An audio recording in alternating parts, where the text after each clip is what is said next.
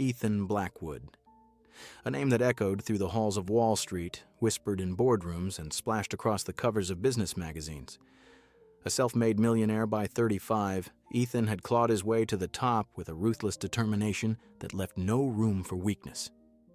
He was the master of the deal, the king of the boardroom, a man who believed that money could solve any problem, silence any critic, and buy his way out of any mistake. But tonight, at Le Magnifique, the most exclusive restaurant in New York City, Ethan was about to discover that there are some things even wealth can't fix. As he stepped into the opulent dining room, the air thick with the scent of truffles and the clink of crystal glasses, Ethan was confident he was there to close a deal that would cement his legacy and crush his rival, Victor Kane. But what Ethan didn't realize was that this dinner would be the turning point of his life. It started with a simple interaction.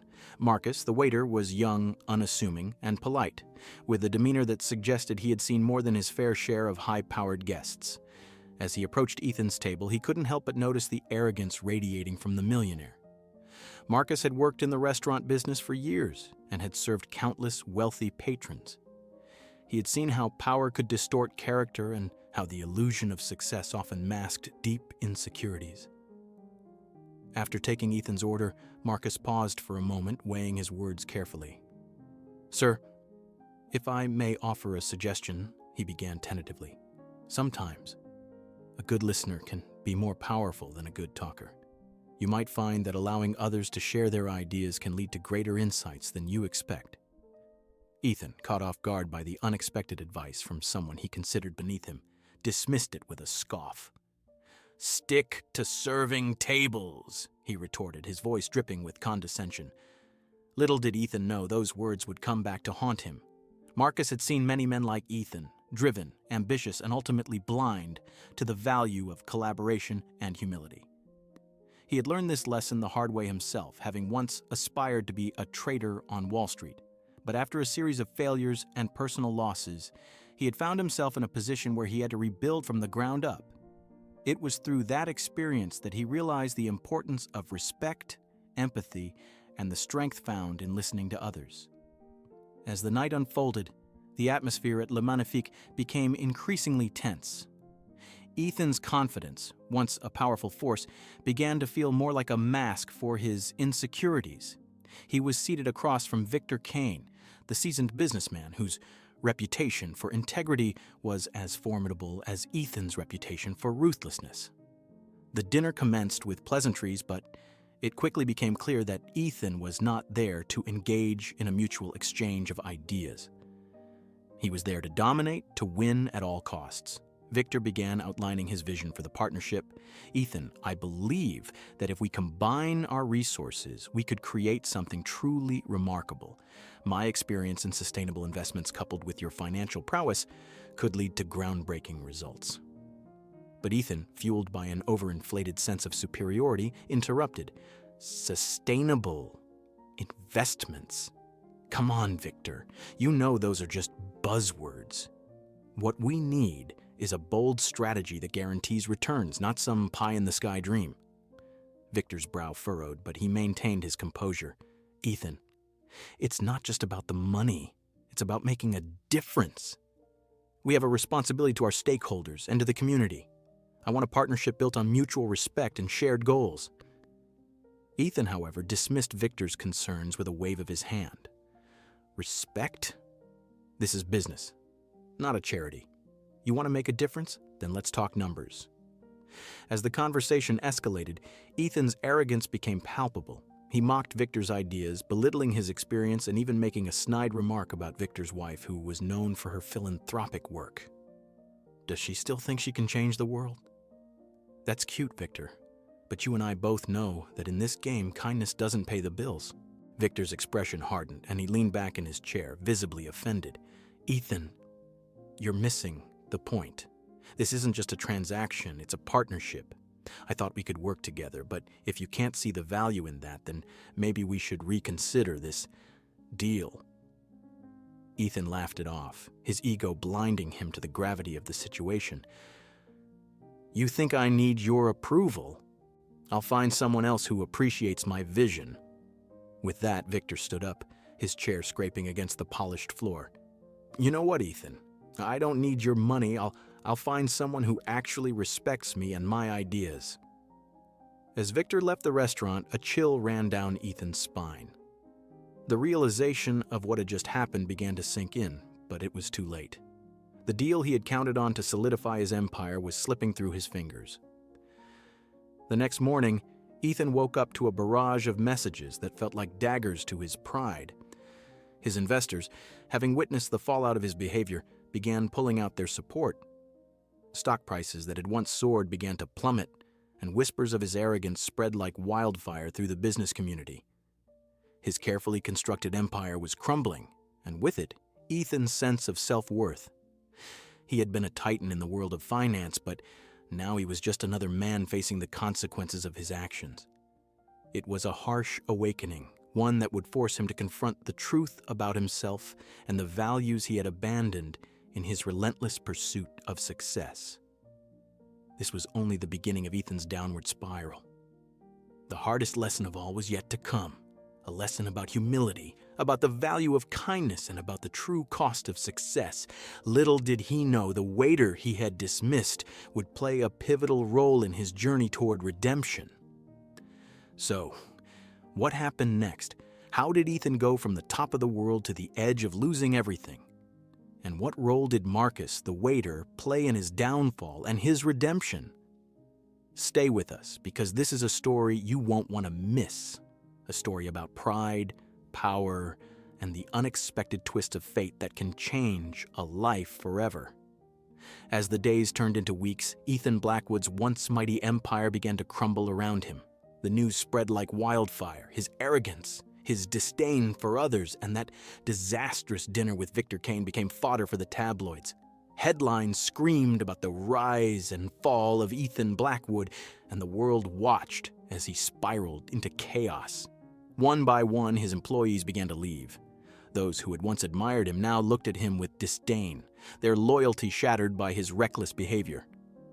Their whispers echoed in the hallways of his once bustling office, filled with the energy of ambition and teamwork. Now it was silent, save for the sound of Ethan's footsteps as he walked through the empty space. His friends, the ones who had raised glasses to toast his success, vanished like smoke in the wind. Phone calls went unanswered, and invitations were met with polite refusals. Each rejection felt like a dagger to his pride, but it was nothing compared to the heart-wrenching moment when his girlfriend Sophie confronted him. Ethan found her at their favorite cafe, where they had shared dreams of the future. Her eyes were filled with disappointment as she said, "Ethan, you're not the man I fell in love with. You've changed. You've become someone I don't even recognize." Those words hit harder than any business setback. As she walked away, leaving him sitting alone with the remnants of their relationship, Ethan felt the weight of his choices crashing down around him. Desperate and broke, he wandered the streets of New York, a city that had once adored him. Now he was just another lost soul among the throngs of humanity. His suit, once crisp and tailored, was now wrinkled and stained, and his face bore the unshaven signs of neglect. He felt invisible, a ghost haunting the very streets he had once conquered with confidence. As he walked, Ethan's mind raced with thoughts of what could have been. Regrets flooded his consciousness, his arrogance, his dismissive attitude, his inability to listen to those who cared. He found himself at the corner of a bustling street, staring at the bright lights of a diner that promised warmth and comfort. With no other place to go, he pushed open the door and stepped inside. The smell of greasy fries and fresh coffee enveloped him, a stark contrast to the high-end restaurants he used to frequent. The diner was filled with chatter, laughter, and the clinking of dishes. As he glanced around, his heart sank further. This place felt foreign, yet oddly comforting. But it was the figure behind the counter that made his heart skip a beat. There, wearing a simple white shirt and an apron, was Marcus, the waiter from Le Magnifique. His presence was a reminder of that fateful night, the night when everything had changed. Marcus looked up from the grill, his expression shifting from surprise to something more sympathetic. "Ethan," he said, his voice genuine yet cautious. Ethan felt a rush of embarrassment wash over him. "Hey, Marcus," he replied, trying to muster some semblance of dignity. I didn't expect to see you here. Marcus wiped his hands on a towel, stepping away from the grill. Yeah, well, I work here now. It's not as glamorous as what you're used to, but it has its perks. Ethan chuckled bitterly. You could say that again. The two men stood there for a moment, the weight of silence between them heavy with unspoken words. Marcus took a breath, his gaze steady. You know, Ethan, I didn't mean to offend you that night. I was just trying to help. Ethan looked down, shame flooding through him. I know. I was a jerk. I thought I could get through anything, but I guess I was wrong. Marcus nodded, his expression softening. We all make mistakes, but it's what we do after that matters. Are you okay? Ethan hesitated, the facade of confidence crumbling. Honestly? Remember, I've lost everything. My job, my friends. Hell, even the woman I loved. I don't even know who I am anymore. In that moment of vulnerability, something shifted within Ethan. The walls he had built around himself began to crack, and for the first time, he felt the weight of his arrogance and the consequences of his actions. Marcus, seeing the struggle in Ethan's eyes, offered a small smile. You may have lost a lot, but it's not too late to start over. Sometimes it takes hitting rock bottom to find your way back up. Ethan looked up, a flicker of hope igniting within him. Could this be a turning point? A chance to rediscover himself? Or would he continue to spiral down into the depths of despair? The diner was bustling around him, but in that moment, all he could focus on was the path ahead and the unexpected ally standing before him. Marcus recognized Ethan immediately, his eyes widening in surprise, but instead of gloating or rubbing salt in the wound, he offered a warm smile, a cup of coffee, and a seat at the counter.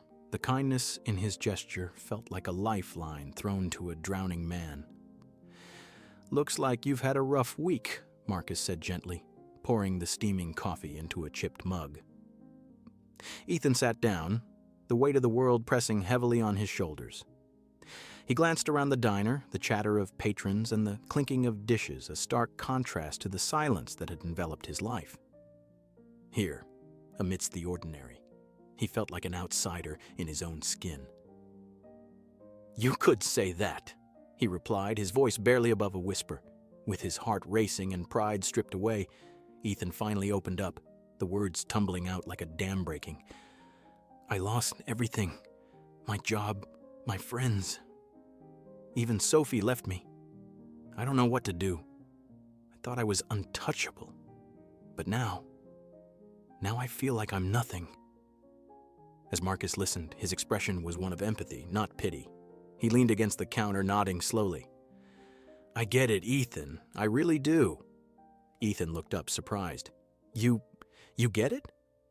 Yeah, Marcus said, smiling softly. I've been where you are. I used to be a hotshot trader on Wall Street, just like you. I was on top of the world, drowning in success and money, thinking I could do no wrong. But then I lost it all because I thought I was untouchable. Ethan's eyes widened in disbelief. You were on Wall Street, but you're here, serving coffee. Marcus nodded, his gaze steady. Well, that's right.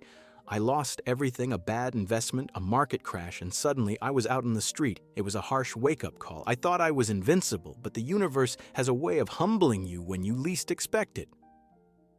Ethan absorbed Marcus's words, a mix of shock and curiosity swirling within him. So, you became a waiter? Exactly, Marcus replied.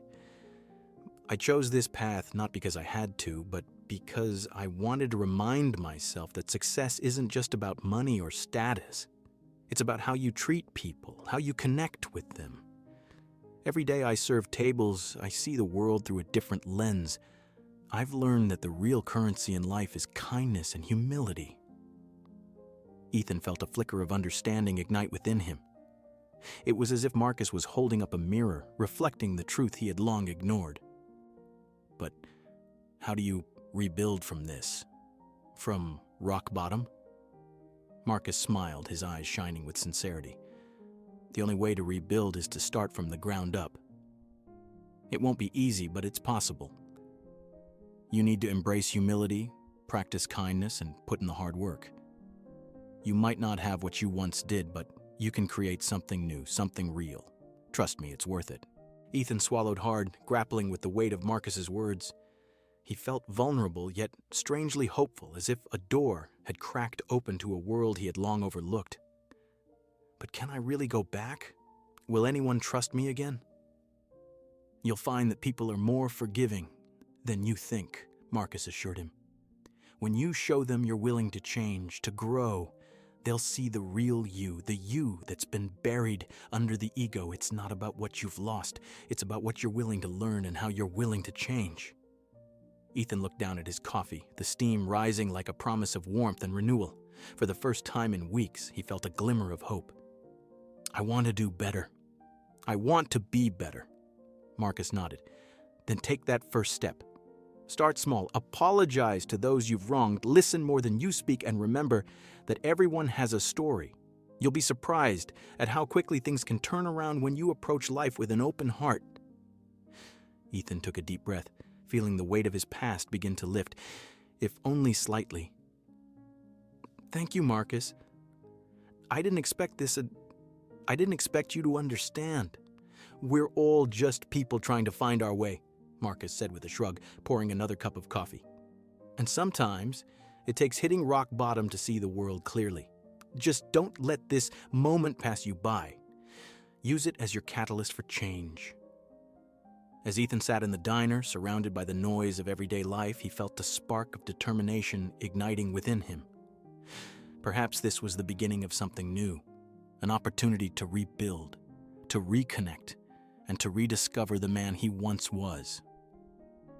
And with Marcus's words echoing in his mind, he took the first step toward a future he had once thought was lost forever. With Marcus's words echoing in his mind, Ethan felt a transformative fire ignite within him.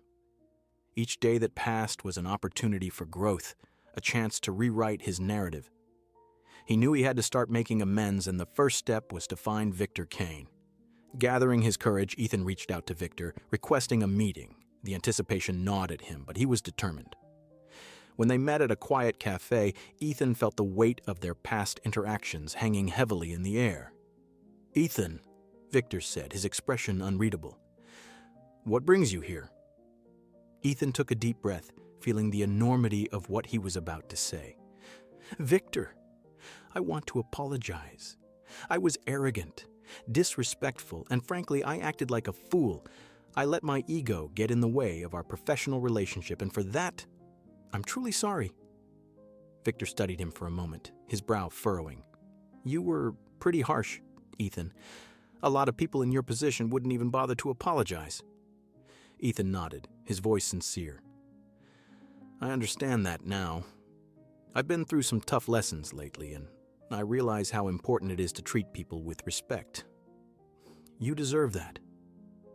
A flicker of surprise crossed Victor's face, and for a moment, silence enveloped them. But then, Victor's demeanor softened. "I appreciate your honesty, Ethan. It takes guts to admit when you're wrong. I'm willing to give you a second chance, but you need to prove that you've changed." Ethan felt a rush of relief wash over him, but he also understood the weight of Victor's words. This was his opportunity to prove himself, to show that he was not the man he once was. With a newfound sense of purpose, Ethan decided to give back to his community. He began volunteering at a local shelter, a place that served meals to those in need. As he walked through the doors for the first time, he was hit by a wave of emotions. The shelter was bustling with activity, volunteers serving food, families gathering around tables, laughter mingling with the clatter of dishes.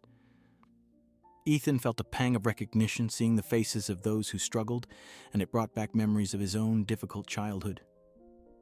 He remembered how hard his parents had fought to make ends meet, and how those experiences had shaped him. As he began to serve meals, Ethan struck up conversations with the patrons. He listened to their stories, learning about their struggles and dreams. Each person he met reminded him of his own past, and he found himself relating to their hardships in ways he had never expected.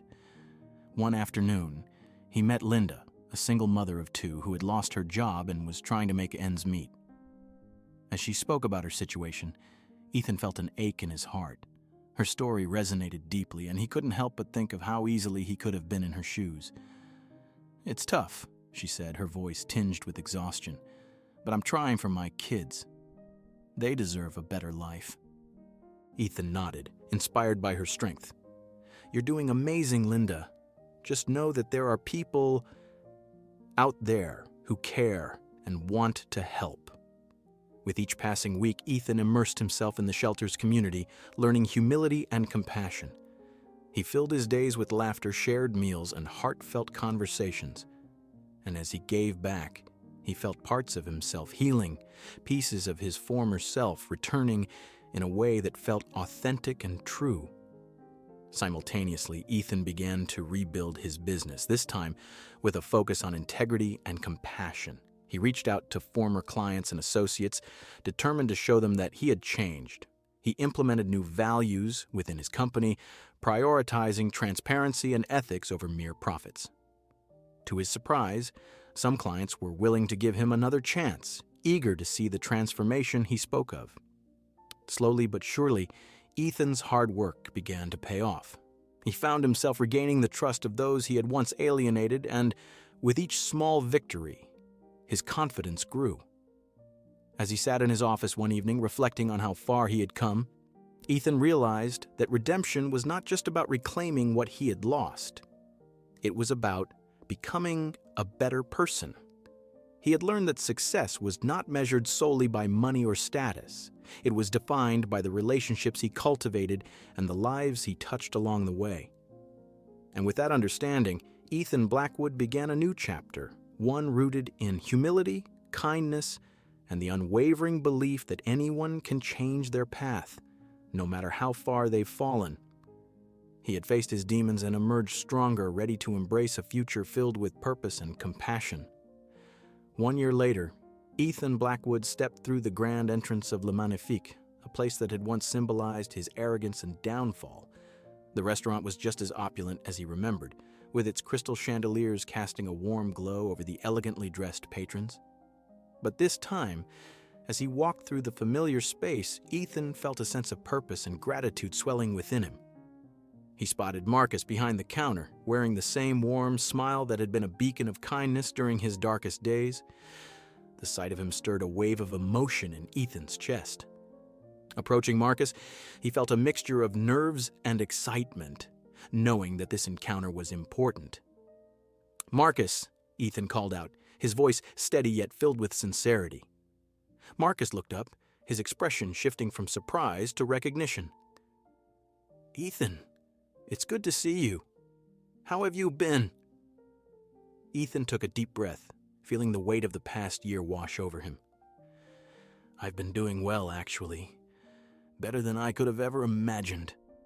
I wanted to come back and thank you for what you said last year. Your words, they changed my life." A hint of curiosity flickered in Marcus's eyes. "You really took my advice to heart, huh?" Ethan nodded, a smile breaking through. "You were right. I thought I had it all: money, power, success, but I was missing the most important thing: humanity. I lost sight of what really matters. Since that day, I've worked hard to rebuild my life, not just my career. I've been volunteering, helping those in need, and trying to be a better person. It's been a journey, but I can honestly say I've never felt more fulfilled." Marcus's smile widened, genuine and warm. "That's great to hear, Ethan. It's amazing what can happen when we start listening to the right voices, isn't it?" Ethan felt a lump in his throat, the gravity of the moment settling in.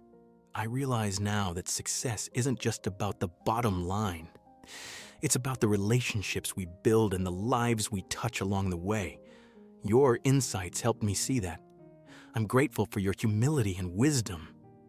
Sometimes the richest lessons come from the most unexpected places," Marcus replied, his tone reflective. "I'm just glad you found your way back."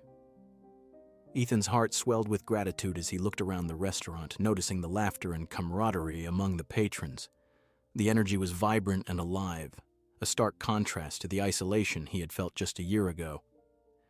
As he and Marcus chatted, Ethan recounted some of his experiences at the shelter, sharing stories of the people he had met and the profound impact they had on his life. He spoke of the lessons in resilience, hope, and the power of community. "You know," Ethan said, leaning in slightly, "I've learned that we're all interconnected. The more we lift each other up, the more we all thrive. It's not just about me anymore, it's about us." Marcus nodded, his eyes sparkling with understanding. "That's the spirit, Ethan. It's a lesson many never learn, but I'm glad you did. Keep spreading that message. The world needs more people like you." As their conversation flowed, Ethan felt a sense of peace enveloping him. This was not just a reunion, it was a celebration of growth, redemption, and the transformative power of kindness. Leaving Le Magnifique, Ethan stepped out into the bustling streets of New York, the sun shining brightly overhead. He felt lighter, as if a weight had been lifted from his shoulders. He knew that life would continue to present challenges, but he was no longer afraid. Armed with newfound wisdom and a heart open to the world, he was ready to embrace whatever came next. This story reminds us that in a world where money talks, it's the silent voices of wisdom that really matter. Remember, success is not measured by your bank account, but by the lives you touch along the way. And sometimes it takes losing everything to find out what truly counts. So let us choose kindness, compassion, and humanity in every step we take. What did you think of Ethan's transformation? What lessons did you learn from his story? And most importantly, what silent voice of wisdom has guided you? Share your thoughts and experiences in the comments below. Let's build a better world. Don't forget to like and subscribe for more inspiring stories that will touch your heart and challenge your perspective.